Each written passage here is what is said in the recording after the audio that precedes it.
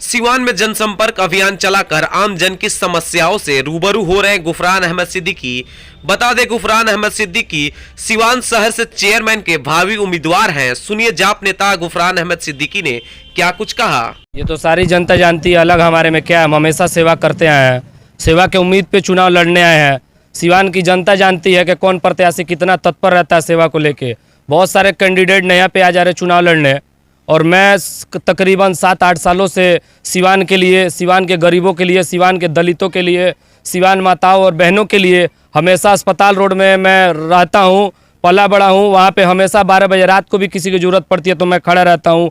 Corona महामारी में भी मैं हर वक्त गरीबों के बीच रहा, रोड पे रहा, और किसी तरह के प्रोटेस्ट एनआरसी पे था उस वक्त भी मैं रोड पे रहा। साहिल सबल वाले कांड में रोड पे था।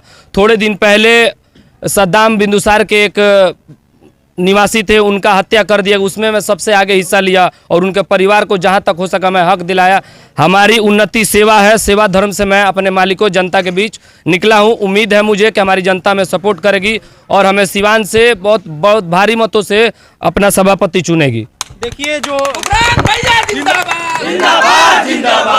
जो नगर परिषद पे एक भ्रष्टाचार का धब्बा लगा है, अगर आपको जनता सभापति चुन लेती है तो उस धब्बे को आप कैसे हटाइएगा? उस धब्बे को मैं सेवा करके हटाऊंगा, उससे बेहतर क्या हो सकता है। सिवान पहले जिस हालात में था, बद से बदतर अभी सिवान हो चुका है।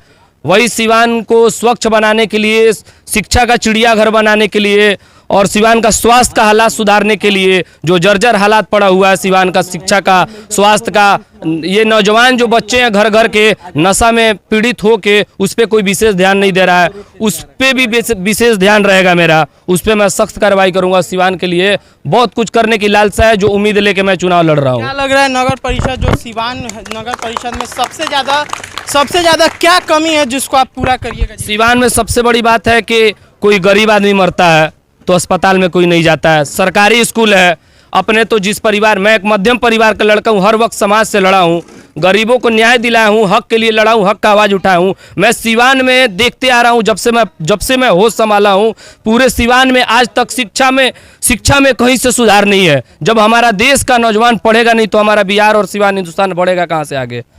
आखिरी सवाल एक ये रहेगा कि सारे प्रत्याशी आते हैं और अलग अलग वादे करके चले जाते हैं, लेकिन जीतने के बाद वो वादा पूरा नहीं होता है। जनता कैसे भरोसा करे कि आप जो वादा कर रहे हैं वो पूरा करिए? सबसे पहले मैं तो सत्ता में नहीं हूँ। हमारी पार्टी में पप्पू यादव जी के 7 साल रहता हूँ, जो निस्वार्थ भाव से पूरी हिंदुस्तान जानती है कि एक सेवक के नाम से जाने जाते, गरीब के मसीहा कहे जाने वाले आदरणीय पप्पू यादव जी, जो पूरी हिंदुस्तान जानती है कि उनकी बिहार में सीट एक भी सीट नहीं है, फिर भी वो सेवा से पिछड़ रहे हैं। यदि कहीं भी किसी के आवाज़ को दबाया जाता है, कहीं भी गरीब